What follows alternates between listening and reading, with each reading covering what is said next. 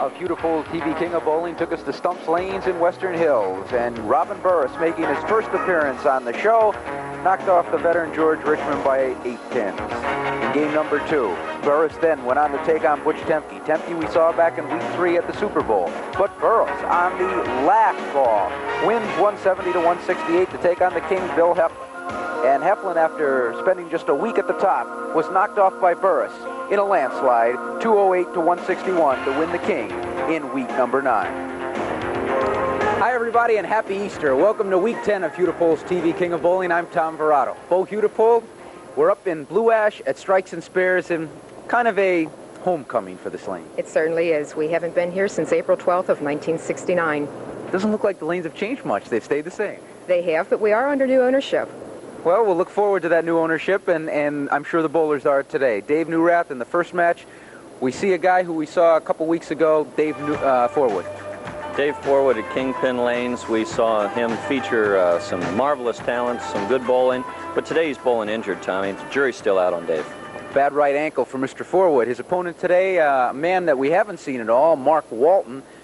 Walton's an interesting case because he took 10 years off from the game. Exactly. He has a very unique release, but he gets to the line so low, so well, and assumes that power position and holds it all the way through the release. I'm looking forward to this game. That's in game 1. Down the road, we have our king, Robin Burrus, who is first time on the show last week. He won all 3 games to become the king. So all of that coming our way with Strikes and Spares in week 10 of Hudepohl's TV King of Bowling.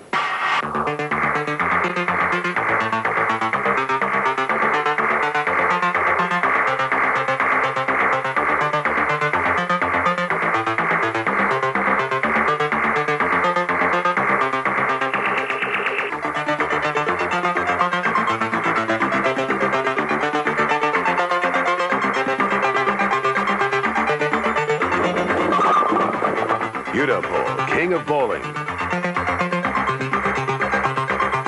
Brought to you by the Hudepohl Brewing Company, America's great small brewery.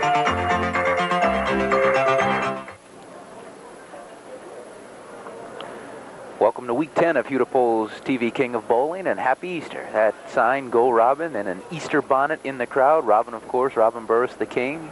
Everybody out on a beautiful Easter Sunday morning, 1986. I'm Tom Varrato, along with Dave Newrath and Bo Hudepohl, and that's Dave Forwood's first ball to open up the match. Dave Newrath and Bo, tell you what, it seems that every Sunday we started off with a strike. Dave Forwood just leaving the 2-8 on this one.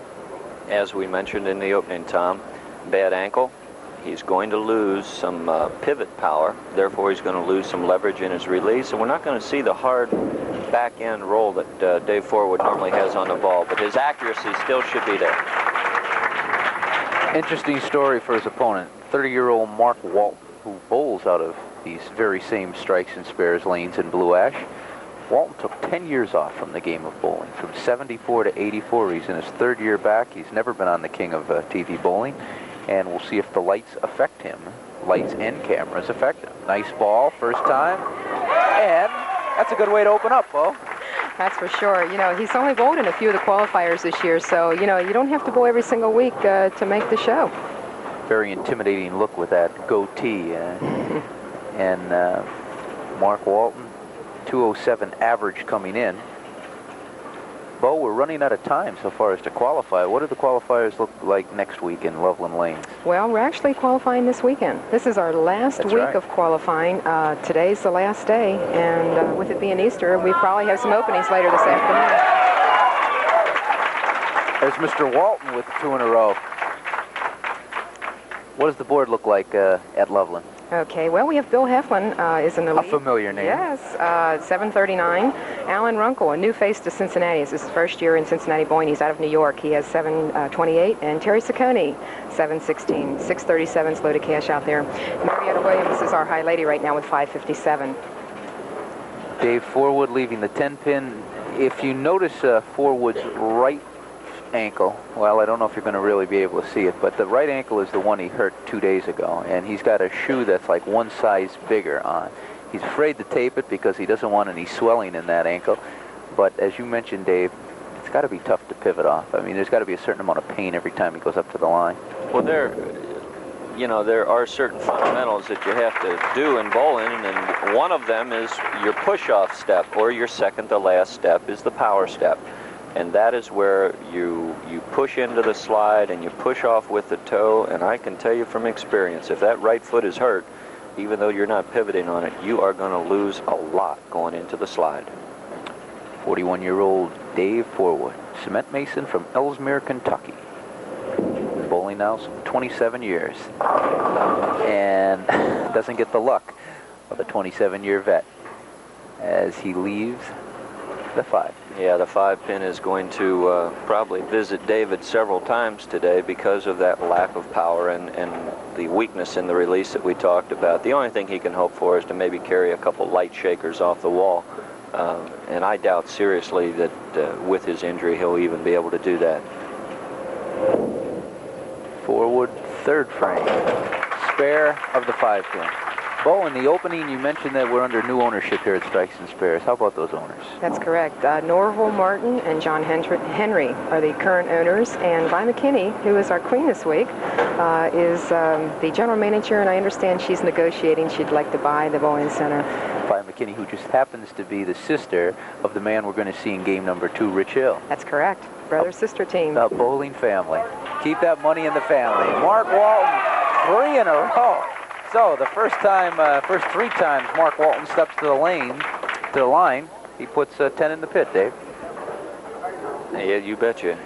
He's lined up. He bowls here. He knows the house, and he really knows this pair. Obviously, he's throwing a ball. It's one of the new urethane balls, but it's a hard shell ball. You typically wouldn't see the bowlers playing with a hard shell ball this early on because of the dressing on the lane should be a little heavier than it will be an hour or so from now. But he's doing it so well that that he's going to be the man to beat, I guarantee 4 in a row. 4 in a row for Mark Walton. You know, we check the hardness of the bowling ball, of all the bowling balls the guys use on the show to make sure that they're the legal hardness, and that ball was the hardest one that I checked this morning, around 85. That ball right there could have been 105, and it would have carried all the pins. It was perfectly thrown. There you see the ball deflecting way to the right after it enters the pocket. David's kind of smiling about it, and it really wouldn't have changed anything because David's already in the finals. As we mentioned several times, you have to appear on the telecast to be eligible for the finals. David has done that. Also have our 2 alternates that we have. Well, they've all appeared on the show already, so it wouldn't have changed anything if David would have just sat it out today. You might want to mention the alternates. This morning we had a roll-off earlier before the show started, and between Bill Pollard Sr. and Mike Whalen. Mike Whalen did win the honor to be the standby in the event that we needed to use him today. Well, it looks like at least through 4 frames that the right ankle of Dave Forwood may carry him through, although I'm sure, as we've seen, what was it, back in week 5, Forwood a much better bowler than this. He's got 4 spares. You've got to have all, say, continually light, no roll on the back end, and that all comes from the injury. I guarantee you, you cannot bowl textbook correct if you have an injury. Now, I bowled a couple of great series before when I've been sick, and the only thing that'll do is to keep your whole body slow, and that's okay. But if you got one part of your body that you're favoring over another, it's going to throw your whole game off. See, again, missing to the right, Tom, that'll continually happen. Like a car not running on all cylinders. No, that's right, or having a bent wheel on the right front. It's going to pull that way. You know, in Dave's honor, or talking about Dave, he's cashed almost every single week. You know, I'm looking at the prize list here, and he has bowled really well all year. This is not his normal form. No, not at all, Bo. For Mark Walton, and making your first appearance, and it's in your home house, he'll take any advantage he could possibly get. That's the first pin he's left standing in 5 frames. Well, that's the way to come off a string. You know, break down a split. Now, obviously, he threw a bad shot. He had the 4-6 remaining. The 4-pin was hacksawed out of there by the 2-pin, and he has a relatively easy cross-lane spare of the 6.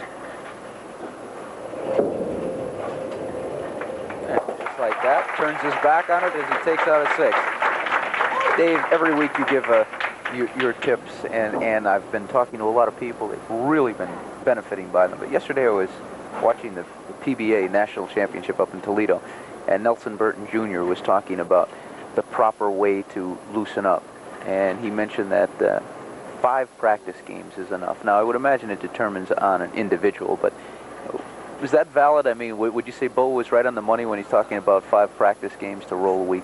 5, well, I didn't see it, Tommy, so I'm not quite sure what he was getting at.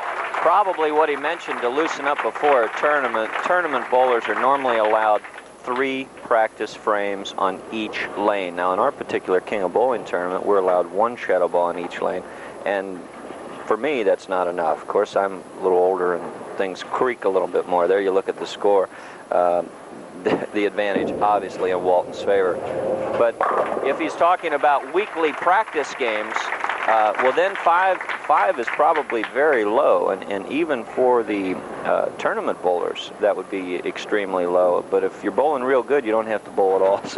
So I'm not sure what Bo was trying to get at. But around here, I need all the frames I can get, I guarantee you. He also brought up a couple good points about the methods of loosening up, not to crank it out right off the bat.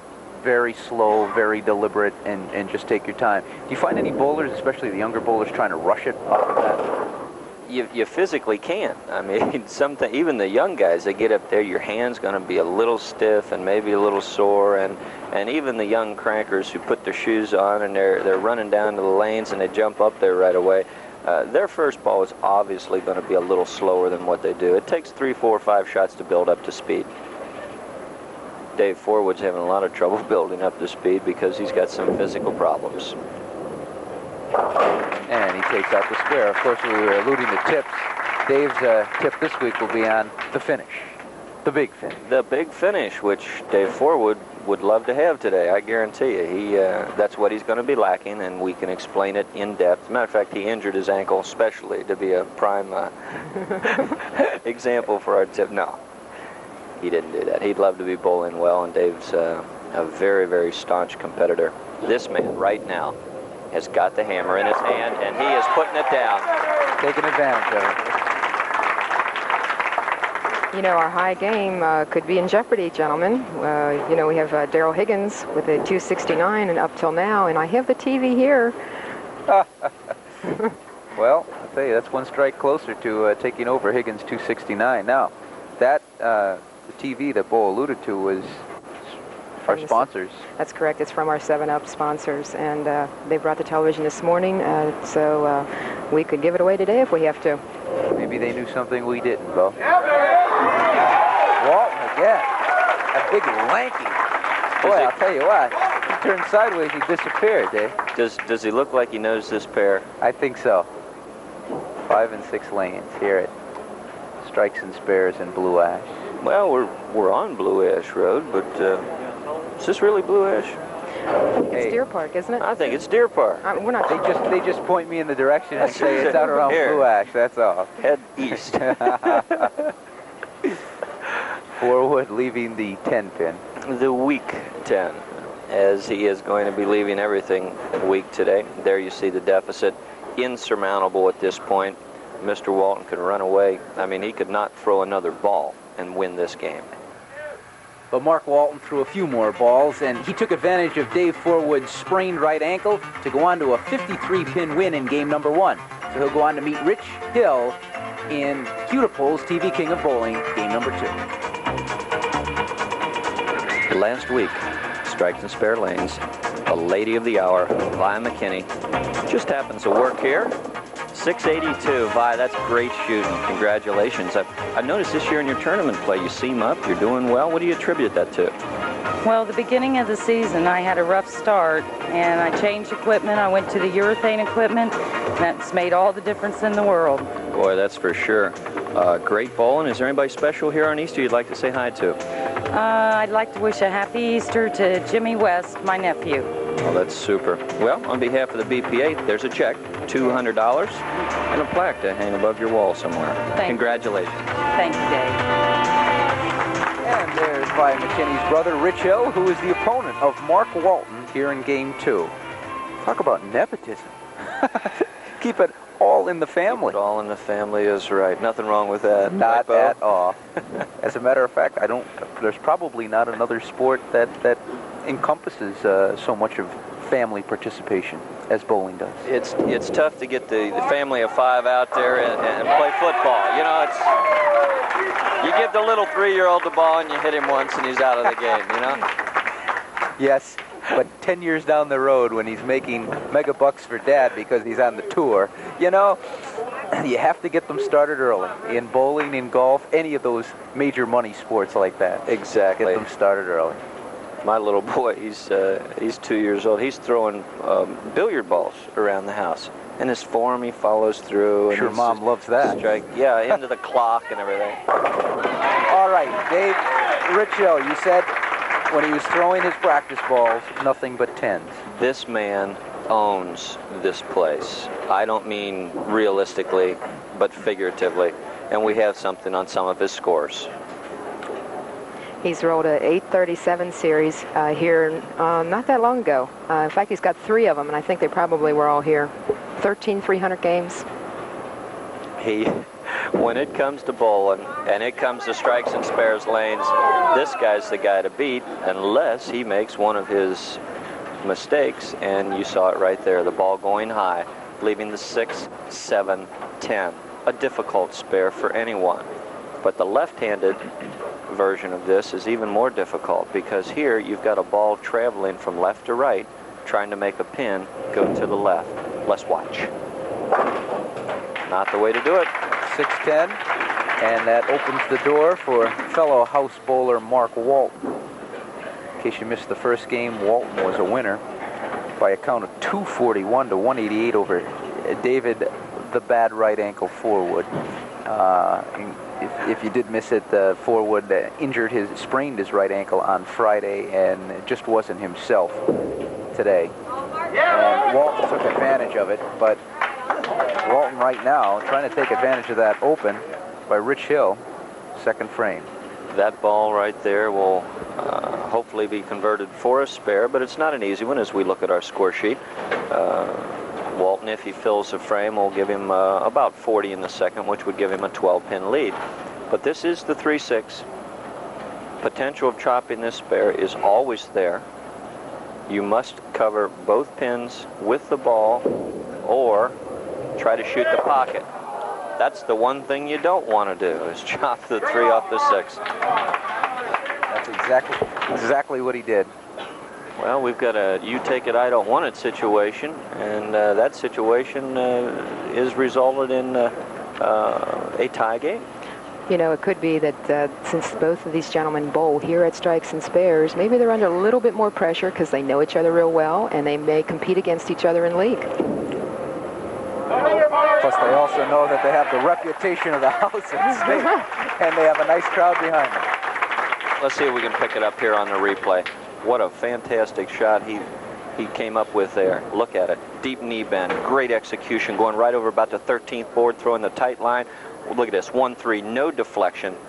2-pin coming off the wall. Hacksaw into the 7. What a strike. Rich Hill's got his hands full. Let's see how he handles it. He knew he made a mistake there. The right arm went up as soon as he threw the ball, Dave. Well, one of the tips that we've talked about, and we saw it 2 or 3 weeks ago, was the arm swing. If your arm swing's not straight, there's a very good possibility you're going to make a bad shot. Rich, and you know it right away because your elbow flies out to the right or your hands hit you in the face or something crazy. And Rich knew it. He pulled the ball, elbow went out. Much better extension on that shot for a spare. So Mark Walton rides a 3-bagger into the midway point of his match with Rich Hill. When we come back, the completion of Game 2 here on Hudepohl's TV King of Bowling. We're midway through game number 2 of the Rich Hill-Mark Walton match. You're seeing Rich Hill right now down by a couple pins in the 5th frame. That's what we were looking at in practice time after time after time again, but what are you going to do? Let's take a look at it here. Watch, center your screen. The head pin's going to go to the right, come off the wall, nudge the 5 out. That's the pin action you want to create with a good, powerful wrist at the bottom of the swing to lift up and through the ball, not twirl around it. Rich Hill, 34-year-old salesman, Bethel, Ohio. The big left-hander cranks it up and leaves the 7-pin. Solid. Tell you what, that was an interesting shot if we can still pick it up here. It was, we talk about deflection time after time again. That's the thing that's going to leave your corner pins. The ball after that shot, now watch it here, jump extremely to the left. You see it there? Now it's actually going to finish almost dead behind the 7-pin. The deflection is what causes the corner pin leaves 9 out of 10 times. And you can watch your ball roll through the pit, and that'll tell you if you threw a good shot or not. Hill picks up the 7-pin. Now, to continue the Varrato epic when he started to talk about this man, Mark Walton, taking 10 years off from 74 to 84. Dave Newrath getting back to it before we went to break. How much of an effect does it have on your continuing bowling career? In fact, Tommy, it can be an improvement in some cases because everybody has little bad habits that they develop. And with enough time off, your body forgets the bad habits and will remember the things like, well, like riding a bicycle. I haven't ridden a bicycle in 10 years, but I got $1 says I can do it, right? But you forget a few of the bad points. As you look at the score there, Mark Walton's really putting it on Rich Hill with another strike here. Well, it'll put him about 18 pins up in the lead, somewhere around there, 18, 20.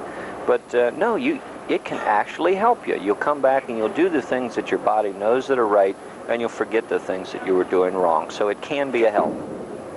Well, it certainly has helped Mark Walton, at least today. Another strike. Make it 6 strikes in 7th frame. He's sneaking back off the approach, and I tell you what, so would I. But for a critical shot, let's look at it here. Head pin straight back, 2-pin to the wall, wedges itself in between the 4 and the 7, gives it a little twist, and he's giving us a little twist coming back for a 3-bagger. Boy, if he continues to roll like this, Robin Burrus, the king, is going to have his hands full. Ooh, okay, Rich. Rich Hill, lucky break, but I tell you what, the way things are looking right now for Mark Walton, he is in the driver's seat. Rich Hill does break down the split, leaving the 4-7. You know, Strikes and Spares recently rejoined the BPA, and they have the honor of holding a record from years ago. Now, this is not, I don't think it still stands, but back on March 17th of 1961, the Stevenson machine team rolled a 34-70 series, which was the record at that time. That included a 1,200 game. It's a 5-man team. You bet that record doesn't hold up anymore. I was on 2 teams that knocked it off twice. Wow. The scores anymore in our record is history, too. I mean, the young guys put together a team, and then there's 5 young dudes at the time as you look at the score there. Mark Walton has a potential 58 pin lead, and I tell you what, Rich Hill can throw those from now until the end of this game, and he's going to have a lot of help from this man. Mark Walton is just going to have to go right into the channel and throw a couple of bad shots. In other words, something that he hasn't done at all today. Mark Walton, in his first appearance on Hudepohl's TV King of Bowling, just making it count. He keeps it on the lane the rest of the way. It looks like he will go on to meet Robin Burrus in game number 2, or the championship game. Absolutely fantastic. A 4-bagger right there. Mark Walton in the driver's seat. 43-pin advantage with a double working. Let's add 10, 53 pins, and he's got 2 frames to go. Mathematically, history. Of course, what he's competing against right now is the high game. That's right. He's trying to shoot over 269. Hard to believe the way we started out this year, Bo, with Daryl Higgins getting that in the second week. It just looked like we were going to have these astronomically high scores all year, and I guess it kind of levels out. I mean, these guys are only human. That's right. I think our average has reached as high as 216, and now it's around 208. So it's been in that fluctuating area of about 8 pins or so. I think we're really about the same as we were last year at this time, to be honest with you. correct. Of course, this year, we're at week 10. Week 11, we go to Loveland Lanes next week, and then the championship game at Pinhouse Lane. That's right. You know, we're going to be at Pinhouse on April the 12th. At 10 a.m., all of the bowlers that you've seen on TV, we've got 29 men and 9 women so far. Now, that doesn't count who's going to make it from for the show at Loveland. So it's 29 men and 9 women who will compete for the grand prize, $1,500. That's not too shabby. And Absolutely Dave Newrath, fantastic. you're down to your last qualifying this afternoon. This is it. I got a raw thumb and all, but we're going to go over there and tape it up and give it a whirl. You know, we had a 300 roll yesterday. I didn't mention it earlier. At Loveland, Steve Bruck, who's been bowling with us every week, and who provided some nice donuts for us from Buskin Bakery a few weeks ago, rolled a 300. Is that what it takes to shoot a 300? I wish you'd have told me early on in the season, Bo. I'd have had donuts there every week, I guarantee you. I tell you what, the girls at the tournaments, they work so hard, and it's nice once in a while the guys bring us, bringing us donut I'll or a remember sandwich. that. You know, and speaking of the girls, I wanted to thank my secretary, Michelle Brown. If it wasn't for her providing all of the computer work for us this year, she took over for me and did everything at the office and gave me a break this year. I really appreciate what Michelle's done for me. Well, statistics certainly have been up to date. As you're seeing Rich Hill just finish out here 215, Tom. 4 straight. We told you if he took it to the wall, it would just force Mark Walton to mark. That's a 215. The situation is this. Mark Walton has 178 in the 7th frame with a double working. That automatically gives him 198 in the 8th without throwing a shot. He does not even have to mark. Well, what the heck? But why not, right? Let's go for something. Well, in case you haven't figured it out by now, Mark Walton will go on to meet Robin Burrus in the championship match right now. Mark Walton trying to win himself a black and white TV from our 7-Up sponsors. I think you can only get a pin shy. 268 Yeah. is potential. Yeah, The number, Bo? 269. 269. Yeah, pin count cost him. No, I think the miss cost him. 2nd frame. Well, let's not tell him until after the game. I'm sure Mark Walton will take a 268 going into the championship match. That's for sure. Rich Hill, my pick to throw a big game. This game did not come through, even though 215 is a nice game anytime. But against red-hot Mark Walton, 215 wasn't even close. So, if he strikes out here, finishes 268 for an average in 2 games of 254. And Robin Burrus sitting down 3 lanes down, saying to himself, what's it going to take to beat this guy? Well, in a couple of minutes, he's going to find out. Mark Walton throws his final ball. And the final score coming in. Mark Walton, a 264. Rich Hill, a 215. Championship match is set for week number 10 of Hudepohl's King of Bowling. Mark Walton against the King, Robin Burrus. You're seeing to the bottom left of your screen Judy Zobel from our personnel department at Channel 5, and hubby, who, as we mentioned last week, was a policeman. And there you're seeing the Legion of King Robin Burrus and his lovely lady friend There's the back in the blue. Yeah. They cheered so loud last week, it cheered them right on the victory. So they're hoping their cheers are heard once again for a victory for Robin Burrus in week 10. As we get started here, you're seeing the man who's trying to duplicate the feat that Robin Burrus did last week, winning 3 straight games on your way to the kingship. This is Mark Walton. In 2 games, he's averaged 254. 241 to 215 win, or 188 win over Dave Forwood, a 264 to 215 win over Rich Hill. The man who is, well, I was going to say starting to own these lanes here, but he leaves the big 6-7-10, Dave. You've always got to be aware of the lanes changing and always be ready to make a move of some sort on that ball. Driving right straight through the head pin, through the pocket, leaving the 6-7-10. He must place the ball very lightly onto the right edge of the 6 pin and slide it across lane. Not like that. Didn't get far enough right. So, as soon as Robin Burrus saw, I should say rockin' Robin Burrus, listening to those fans, as soon as he saw that 6-7-10, his head went down, and I'd have to believe, Dave, he tried to control an anxiety. Well, sure he did. Sure talented, Tommy, and it's part of any sport. I guarantee you, he knows he's playing against, even though he's a house bowler and there's a few people here pulling him on, he knows he's bowling against a very popular fella. Robin is a nice young man. We had a long conversation last Thursday night after league. He's going to go a long way in the sport of bowling. 22-year-old Robin Burrus, a computer programmer for Central Trust right here in Cincinnati. See if he could take out the 4-pin. He does. Both some of the gracious sponsors of Hudepohl here today. That's correct. Hudepohl does sponsor our show, and we graciously thank them. Bob Casey and Ken Rippinger are here as usual on this beautiful Easter day.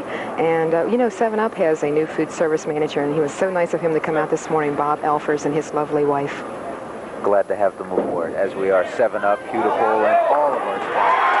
Whippos, Shimmers Marine.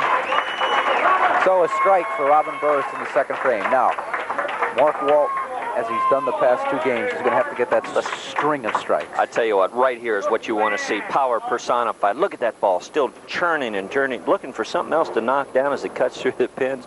Robin threw his best shot of the day right there. Mark Walton in the second frame. Let's see if he's back on track. Boy, he flirted with disaster there, Dave. He avoided it all right, and I tell you what, it's against Robin right now. He has got to break up splits. He has got to throw some strikes because Robin is here to play. Walton briefly looking at a 4-7-10 split, as you see the score right there. Just fortunate, I guess, Bo, to come out with the 4-pin standing. That's correct. I think, you know, Mark looks like he has either softened up on the shot or he's trying to help the ball to the pocket. Championship match, Bo. I know. Make you do a lot of things wrong sometimes, and that coupled with maybe that the lanes are changing just a wee bit because of the lights, I tell you what, you don't know what. The game of bowling has a lot of variables in it, and you better be aware of all of them. Just a point I'd like to clear up. Earlier in the day, I mentioned that strikes and spares is in blue ash. Well, I no sooner got it out of my mouth when Mayor Forrest Longway of Deer Park sent me a message on the back of a napkin saying, "You're in Deer Park, my friend, not blue ash." You want to see a shot. This is awesome. A lot of times on the tight hit, you're going to carry out the 4-7. Not this time. Head pin, center your screen, go straight back. Now watch the 2-pin. 2-pin right there. Goes to the left wall, wedges itself in between the 4 and the 7, but doesn't knock down either one of them. Terrible bad break. But how does something like that happen? It just doesn't figure. You know, the pins, the 10 pins that are down there in the diamond shape are further apart than they look. If you go down there and look, you can see a ball hooking between 2 pins. It's capable of doing that. Amazing how that does. With the speeds that these balls are thrown and the pins, the way they scatter, it's amazing that they could slide through. But anyway, Robin Burrus going to try to get back on track. Last week he knocked off the king at that time, Bill Heflin. Very impressive in doing that, too. Burrus, a 208 to 161 winner, as we were over. We were at Stumps Lanes last week in Western Hills. Robin going wide, leaving the 4-8. Not an extremely difficult spare, but you do have the room to chop with a big bender that Robin throws. There you're looking at it. From that angle, it doesn't look nearly as choppable as it does from over here, and there is quite a bit of room.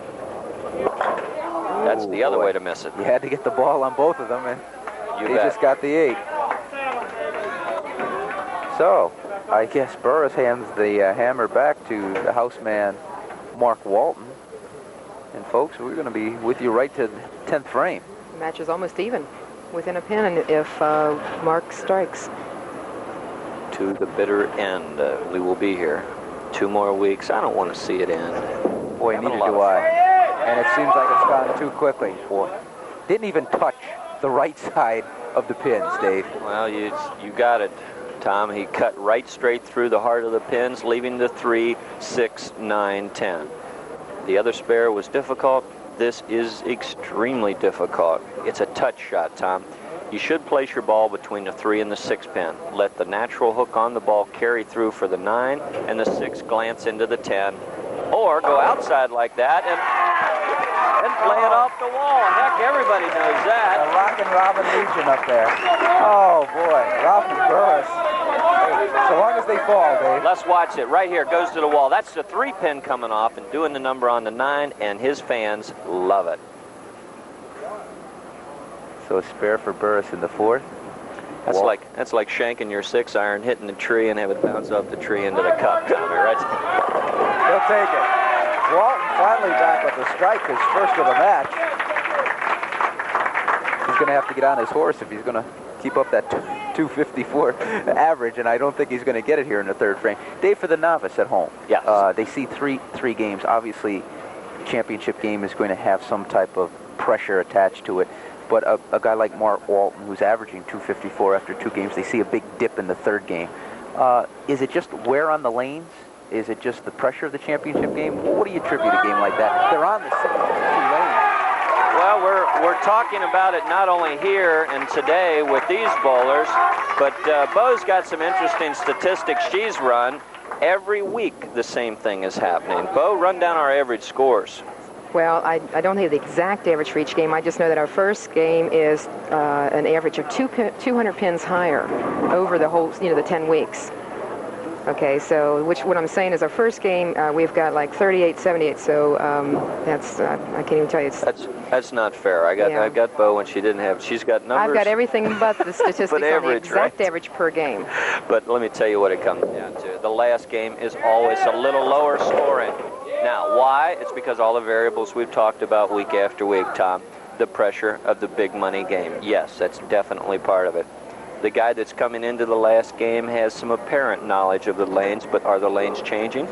And the guy that's warming up off to the right, has he really had enough time to warm up, or is he familiar enough with the pair?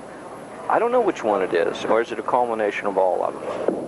But yes, the last game always scores a little lower. Well, you're seeing that into effect right there. Another open for Robin Burrus, the 6th end of the 6-7 split. And Burrus has put himself in a hole, especially with Walton coming off a 2-bagger. You bet, Tom. He's in a lot of trouble right now. Robin has to get started here. Mark Walton is in the driver's seat with the double, and Bo has some numbers for us. I did some quick mathematical calculations. We are averaging 213 for the first game, 209 for the second, and 204 for the third. I knew she could do it. And she did that all, folks, without a calculator. Wow, that's tough this morning, too. But nevertheless, numbers that support what we were talking about. Robin Burrus with the 10-pin. Let's see if he makes it. He missed all 3 last week. Ooh. Make it 4. 4 last week. No, make it 4. Oh, okay. It could have been. I wasn't trying to correct you. No, he did miss 3 last week. Wasn't trying to correct you. We sat around after league Thursday night and talked a little bit about Robin's game and things that he should work on. And the first thing out of my mouth was learn how to make a 10-pin. I see he's taking your advice. I obviously Thursday till now wasn't enough time to work on it. Oh, little slow, deliberate pin action, but that was a funny-looking ball. It right straight through the middle of the pins. Robin left the 9-pin with it, where we saw him bank the 3 off the sideboard into the 9. Mark was good enough to carry that out of there. There you look at the score. If he makes it, it gives him 94 in the 5th, which gives him a 19-pin lead. Look out. Game's not over yet. Don't go away. He chops it, leaving the 3-pin. Another case of I don't want it, you can have it. Saw that last week with Butch Temke and Robin Burrus, where it came right down to the last ball. Right now, by 2. We have 18 pins, Tommy. That's it. 18 pins separating the 2 bowlers, both players going into the 7th frame. 18 pins is 2 marks. We have 4 frames to go. Very conceivable. Look out. Completely errant shot. Wow. Boy, that just bullied itself right through there and didn't do any work at all. Bo, you alluded to it before. How much room is in there? Watch this ball. The 3-pin right there. Go right. Takes out the 3-pin, cuts right between the 1 and the 6-pin. You're talking about it, 5 pins left to shoot, and I'll tell you what, this is no picnic. Got to throw the head pin into the 6, Tom. 1, 2, 4, 6, 10. Let's see how he takes the other 5 pins down, if he takes them down. Unbelievable! Oh, boy. Oh, boy. Not the way you make it, but it works. Watch it here. The head pin is going to go to the left, take out the 2-4. The ball ricochets into the 610, takes it out. That's the first time I've ever seen it made that way. Fantastic. Percentage-wise, that ball could have gone right between the two of them again. Could have been disastrous. Even more disastrous than that count. Unbelievable. Well, he wasn't on a spare, so the count really didn't hurt him, but I'll tell you what, that was fantastic to watch. I've never seen it made that way, but by George, whatever works, right? Whatever floats your boat, right? By George? That's right, isn't it? You know, our queen this week, Vi McKinney, we had a few weeks ago at Durban Bowl, the All-Star teams got together, and she was a member of the All-Star team, the Hudepohl ladies team, and they won their match, and the men's chain link All-Stars won theirs, so I thought that was interesting. You just saw history made. A 10-pin by Robin Burrus. That's right. 10-pin spare made. He's 1 for 5, or 1 for 6, whatever, but it's way too low. You've got to learn to make those 1-pin spares, whether they be on the right or the left side. There is no excuse to miss a 1-pin spare.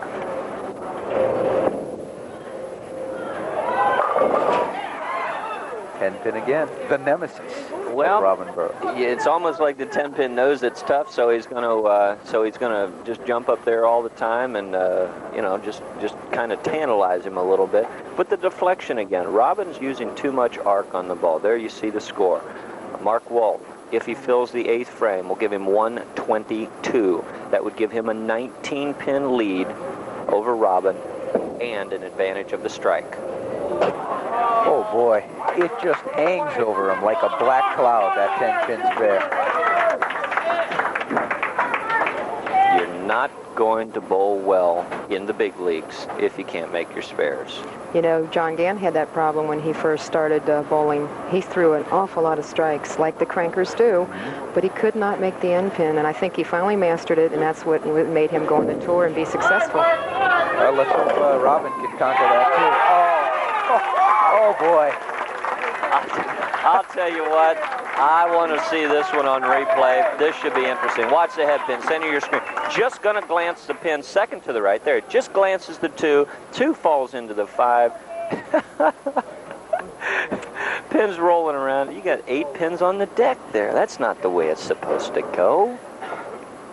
10 pins in the pit. Every pin doing its job. You know, that wasn't very applicable there, but effective. Effective, nevertheless. So unless a major collapse There we by go. Mark Walton, which looks highly unlikely, I think we have a new king.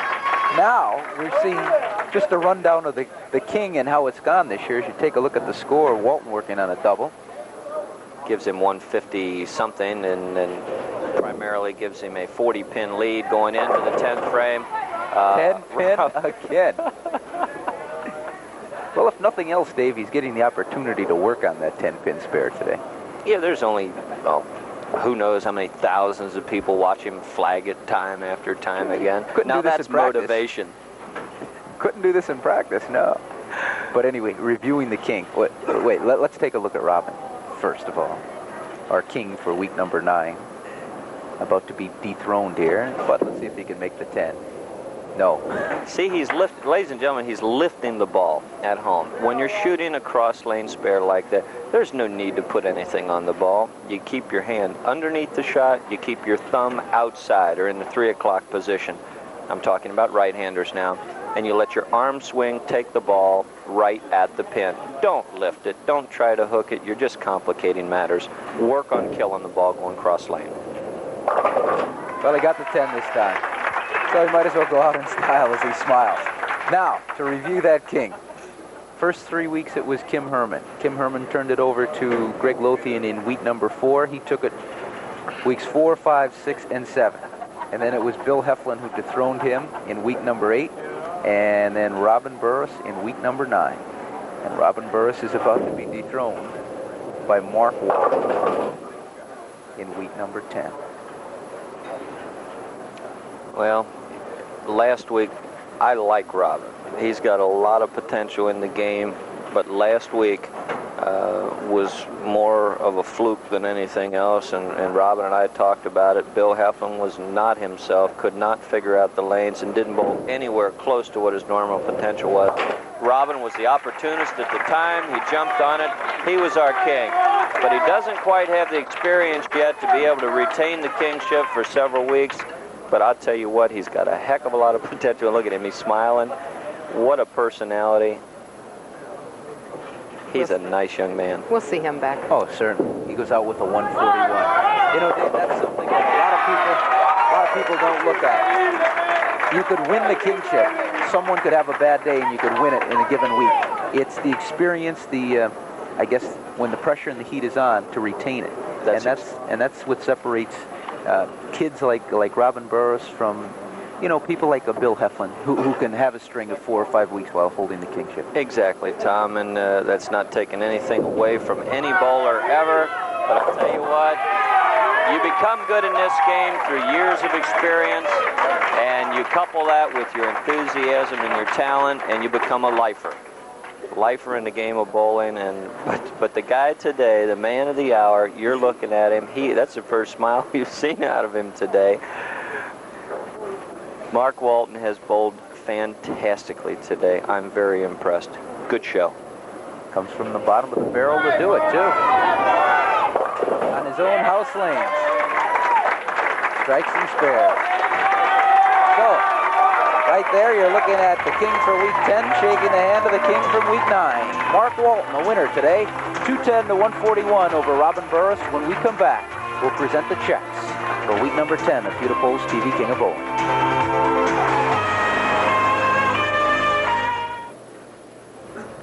We're back at Strikes and Spares, week number 10 of the VPA TV King of Bowling, and Dave Newrath and Bo Hudepohl, it's check time. It's payday. Dave Forwood, in the first game you had some trouble, but we know the ankle's partly to blame. Rich, you told me before we came on the air here the lights had a little something to do with it, but in the finals, you'll be used to the lights. $225. Congratulations. Robin, we got to work on some 10 pins, buddy. $375. Good show, though. Thank you very much, Dave. The man who came from the proverbial bottom of the barrel today to win 3 games and go on to be king for week number 10, Mr. Mark Walton, a check for $750 and a plaque to hang on your wall.